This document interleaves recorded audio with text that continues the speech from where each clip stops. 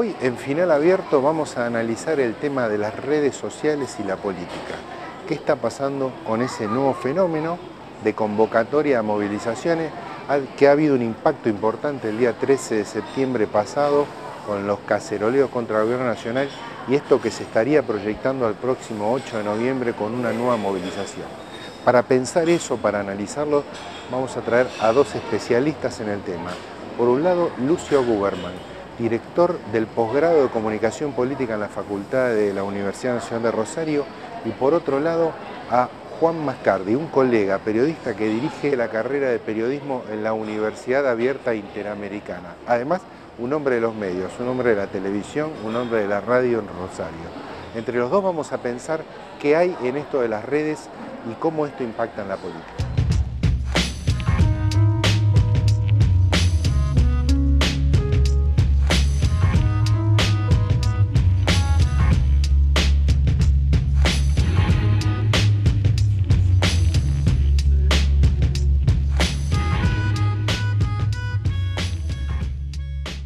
Hoy aquí en Final Abierto para tratar el tema que un poco está impactando la política nacional, el tema de cómo juegan las redes en la comunicación política en la actualidad. Ha habido un cacerolazo, parece que va a haber otros, y todo esto se juega mucho en la comunicación por la web. Para eso lo trajimos a Final Abierto a Lucio Guberman, un consultor político, un hombre que dirige el posgrado de Comunicación Política en la Universidad Nacional de Rosario. ¿Qué tal, Lucio, por estar acá con nosotros? Hola, Rodolfo, gracias por la invitación. Bueno, esto que decía en la presentación, ¿qué está pasando con las redes en la comunicación política? ¿Están impactando en serio? ¿Están generando hechos políticos nuevos? ¿Hay una novedad ahí? ¿Hay una sustitución de las redes a la política entendida en términos tradicionales? ¿Qué es lo que estaría pasando con eso? A priori diría que no hay una sustitución, sino que hay una complementariedad, ¿no? Me parece que las redes replican en buena medida la lógica que podríamos llamar la lógica de los búnkers, ¿no? Cada grupo político tiene su búnker donde están sus militantes, y antes salían a pegar afiches, pasacalles, etc. Y ahora postean, comentan, opinan a través de las redes sociales. Todavía veo que el grueso de lo que ocurre en las redes en relación a la política replica mucho la lógica de cada búnker. O sea, los propios elogian cada comentario de uno de sus propios y critican a los de enfrente. Y todavía veo que el grueso de la sociedad a la que la política le interesa poco, se permea poco de estas cosas, ¿no? Entonces, te diría eso, todavía estamos en un aprendizaje por parte de los diferentes grupos políticos respecto de cómo utilizar las redes para ir más allá de lo que tenían hasta ahora. Sí, lo que se ve es que, yo diría, veo algunos elementos, veo mucha virulencia, como en general discursos, no sé si me equivoco con esto, pero no soy un analista específico, no estoy mirando todo el tiempo eso, pero veo mucha virulencia. Me parece que esto también, alguna hegemonía de discurso virulento, me parece que se vio en la calle, por ejemplo, lo que fue creo el 13 de septiembre, y no sé si se replicará ahora el 8 de noviembre o no. Y no sé si coincidís con eso, como que no sé si hay síntesis de debate político ahí o hay... Pero ¿qué hay? Yo ahí te insisto con la idea de que las redes replican un poco el mundo offline, el mundo no virtual, ¿no? Me parece que el enfrentamiento es duro, o sea, hay atisbos de intolerancia en la gente que está opuesta al gobierno y en el gobierno respecto de sus opositores, y que por lo tanto esa virulencia se traslada a las redes, se refleja, se reproduce. Sí, ahí me parece interesante por ahí empezar a analizar un poco más, pero es que tampoco es mi especialidad, pero miro con interés el tema de los géneros del discurso político, ¿no?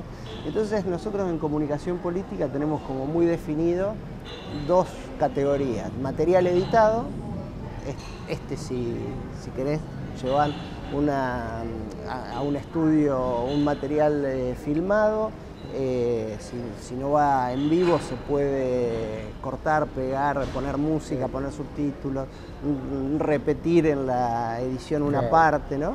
Son materiales editados, que en la política puede ser los spots para televisión, cuñas de radio, una solicitada, todo material editado. Y después el material no editado, que es el discurso del político ante un asalto movilero, o en una conferencia de prensa, o en una entrevista que en vivo. Ahí no hay edición, ahí que va derecho. Pasa. Ahora, las redes están generando como un género intermedio, donde sí, un poco uno puede editar. Yo escribo un tweet o en Facebook y antes de darle send puedo pensar algo y cambiar una palabra o dos, como mucho. Entonces ahí aparece todo un género nuevo que hasta ahora los políticos lo están sufriendo más que disfrutando o beneficiándose. ¿Tiene algún destino la oposición en esta diversidad que expresarían las cacerolas? ¿Tiene algún destino de encontrarse en términos políticos ese proceso con las representaciones políticas de la oposición, o es una hipótesis difícil de pensar hoy? Yo siempre tomo como referencia el 2001, digo, si después del 2001 en Argentina, la elección presidencial del 2003, luego el que se vayan todos, tuvo todas esas caras tan conocidas, digo, y luego una crisis bastante profunda, sí. Hoy, donde hay un poder político constituido, legitimado y demás, menos expectativa deberían tener de que este tipo de movimiento, es bastante más light que lo que ocurrió en la Argentina en el 2001, puedan configurar un nuevo mapa político.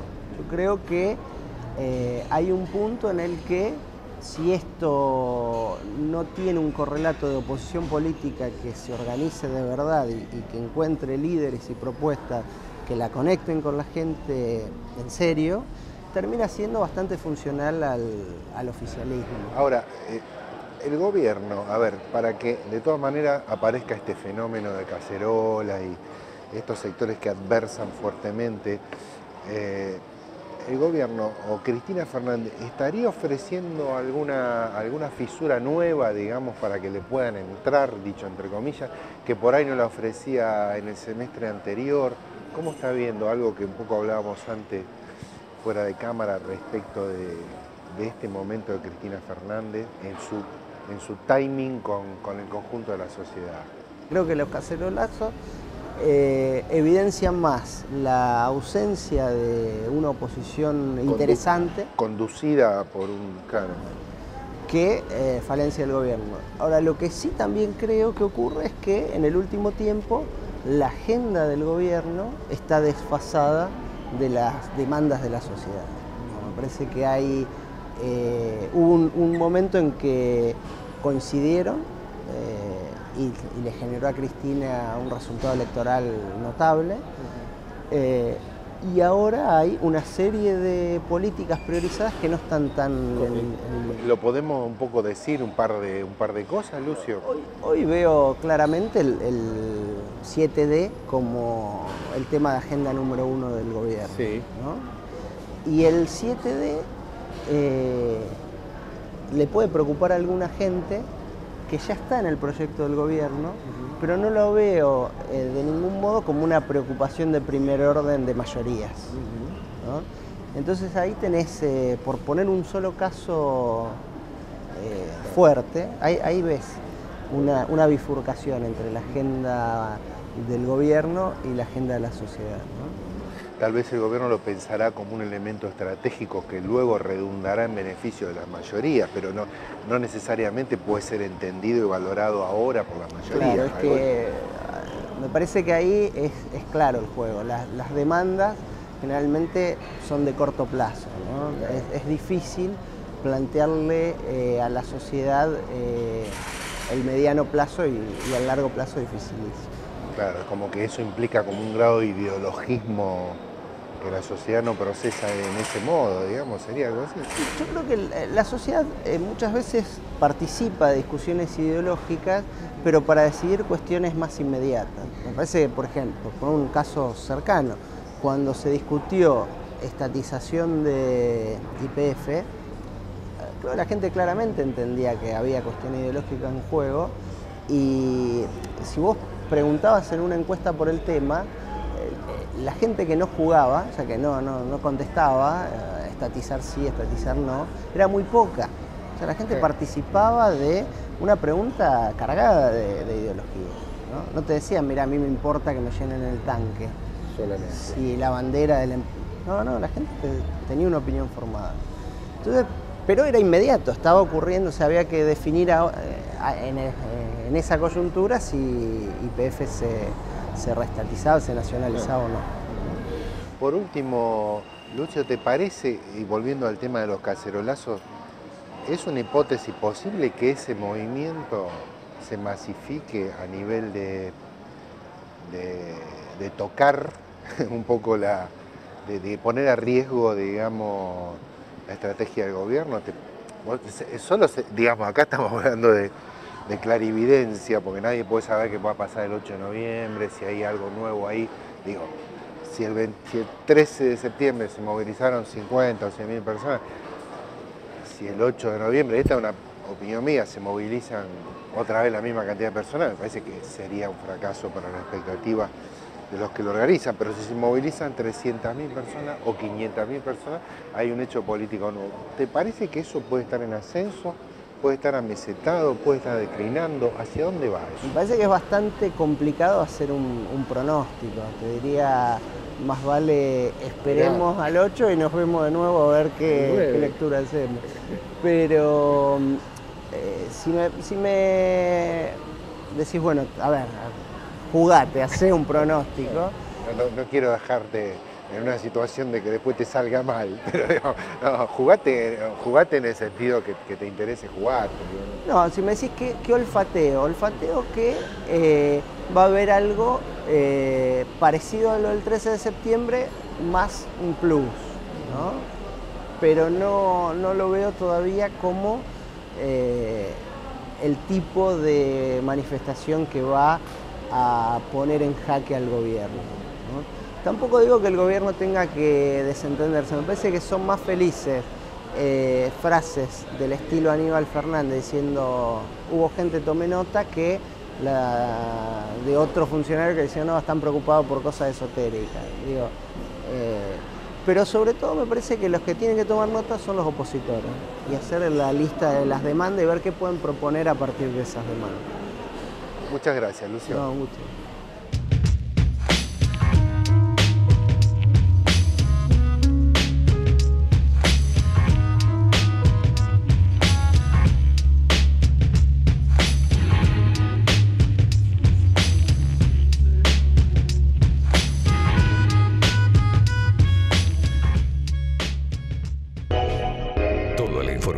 Las novedades, el deporte, el espectáculo, la oferta y demanda en un solo lugar. Diario La Capital, siempre informando a la región. La Capital. ¿Nos conoces? Te conocemos.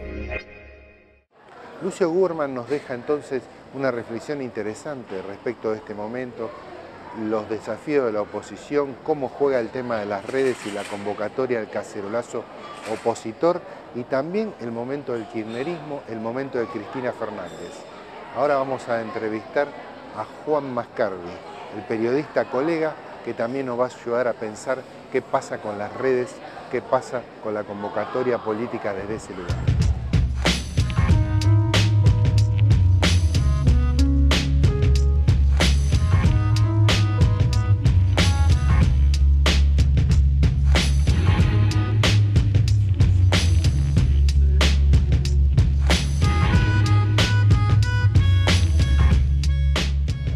Gracias por venir aquí a Final Abierto. Muchas gracias, Rodolfo, por la invitación. Bueno, Juan, te invitamos porque la idea es poder analizar un poco en este fenómeno de redes y de comunicación en las redes que se da respecto de algunas expresiones políticas que están impactando centralmente en este momento a la Argentina como son, por ejemplo, esta historia de los cacerolazos que ocurrieron en septiembre y que volverían a ocurrir ahora el 8 de noviembre. ¿Qué papel juegan las redes de comunicación? ¿Están sustituyendo a la comunicación política histórica, a los partidos? ¿Cómo lo estás viendo vos que trabajás con eso? Yo creo que sustituir no. Sí me parece que le agregan un matiz novedoso. En el caso del último cacerolazo en la ciudad de Rosario, creo que fue el primero donde Twitter incide en la manifestación, incide directamente.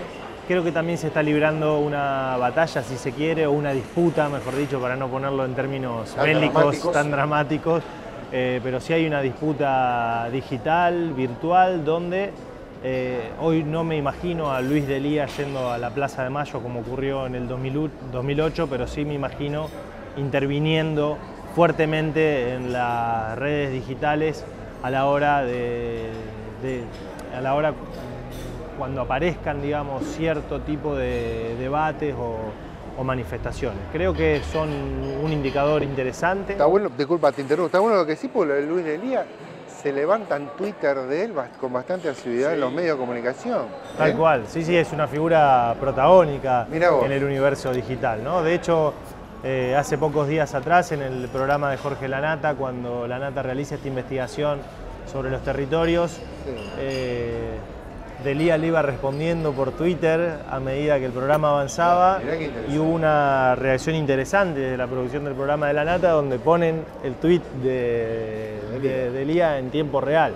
Creo que este tipo de apariciones, digamos, para aquellos que nos apasiona la comunicación política y donde el Ágora ha sido el programa de Bernardo Neusta, luego ha sido el programa de Mariano Grondona, luego ha sido lo de Tinelli, y lo digo medio ahí entre... No nos olvidemos que Carlos Saúl cerró su campaña en el año 95 en Videomatch. Creo que luego fueron de la Rúa con ese episodio que creo que lo termina sacar. Lamentable. En este sentido, creo que la aparición de las redes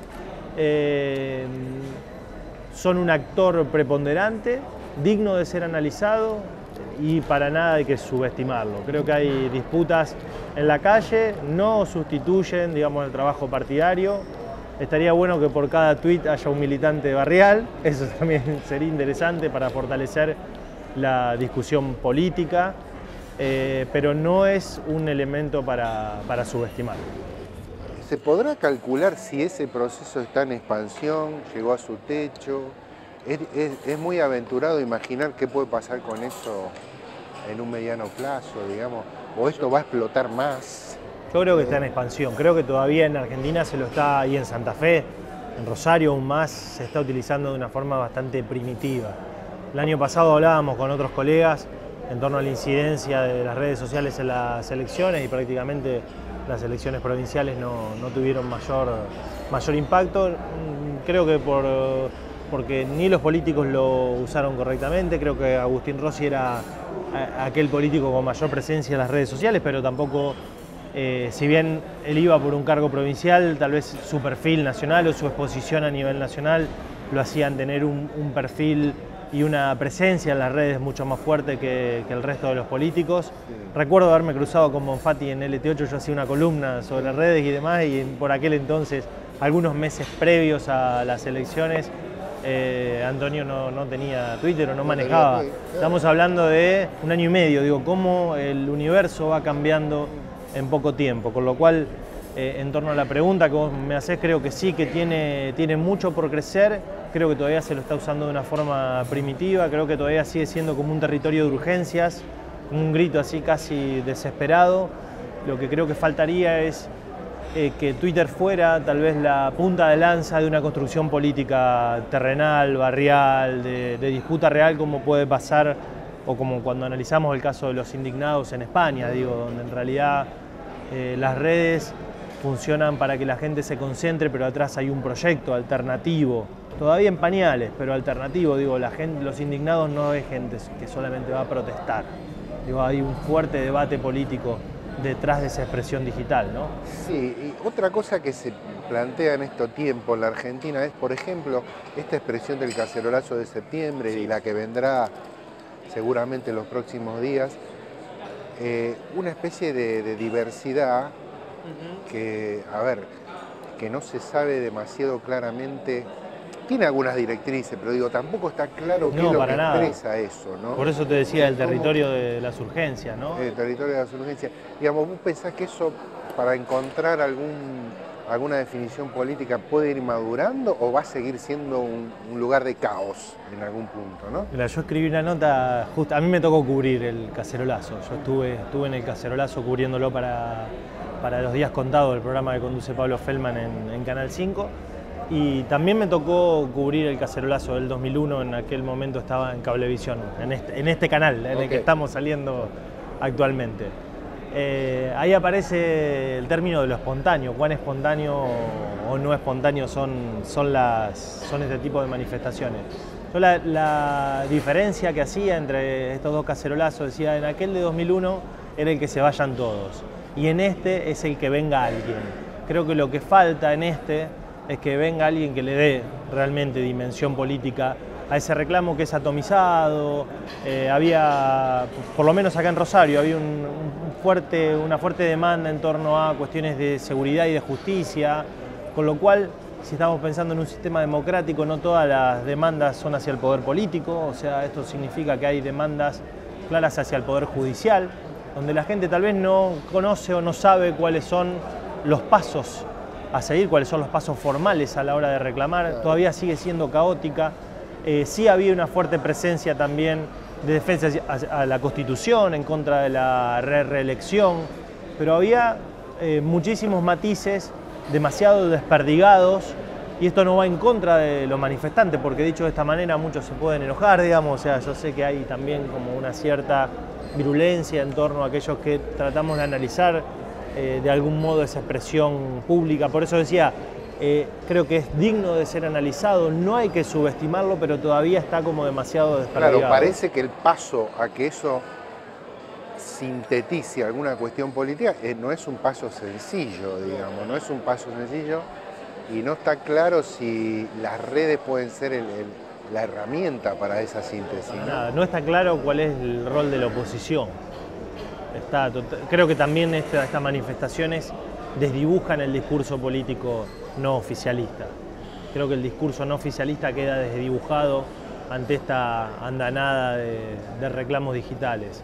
Me parece que hace falta que se originen debates internos, ya sean los partidos, en la ONG, en las vecinales, y me parece que eso es lo que le daría también un poco más de dimensión a estas reacciones. Yo te hablaba de los indignados, por ejemplo, los indignados tienen liderazgos alternantes cada vez que se han manifestado, no hay un líder visible, hay una determinada serie de reclamos que van más allá de manifestarse en contra de las políticas, no solo de Rajoy, sino del Partido Socialista, claro, que perdió terriblemente en las elecciones. Digo, y esta formación de líderes, tal vez no de liderazgos alternantes, de discursos de laboratorio, o sea, un diálogo con algunos periodistas españoles nos decían que antes de salir hay muchísimo debate sobre política y sobre nuevas formas de construir política. Digo, entonces los indignados no solo, tal vez la primera lectura que se hace es que los chicos españoles quieren consumir como lo habían hecho las generaciones anteriores, ¿no? Claro, una sociedad de consumo impresionante, y verdaderamente los colegas dicen que esto no es así, ¿no? Claro. Juan, y como para ir cerrando, pienso, como sos un periodista político, un hombre de algún modo de la política, te pregunto, ¿vos pensás, a ver, el socialismo en la provincia de Santa Fe y específicamente en Rosario, en el marco de una protesta de caceroleo contra fundamentalmente el gobierno nacional, ¿cómo se pone ahí? ¿O cómo se puso? ¿Cómo crees que se puede poner? Porque parece un discurso realmente muy tirado a la derecha, el que surge a primera vista en el caceroleo, y veo cierta dificultad del socialismo en intervenir ahí, me meto, no me meto, pongo mi discurso. No es la manifestación de Bloomberg, queda clarísimo, digo, no tiene esa connotación que llevó a reformas del Código Penal, no tiene esa connotación regresiva, totalmente regresiva. Creo que dentro del socialismo ha habido posiciones divergentes. El caso de sus dos máximos líderes actuales, Bonfatti y Wiener, dijeron cosas distintas. respecto del episodio de tal Casero. cual. Yo escuché al ex candidato a presidente, Hermes Wiener, en una entrevista con Cristian Lavallén en el ET8, salió a decir que otra vez era el que se vayan todos, digamos, con lo cual no concuerdo. Y Bonfatti, en las declaraciones periodísticas que brindó, se hizo cargo de alguna manera y dijo que también debían atender ciertos reclamos, con lo cual creo que el pragmatismo del peronismo muchas veces pone en evidencia las posiciones divergentes de la oposición, ¿no? De todas maneras, también esta última protesta creo que dejó en evidencia ciertas posiciones encontradas de parte del oficialismo. Bueno, te agradezco mucho, Juan, que estés acá con nosotros. Muchas gracias a vos por la invitación.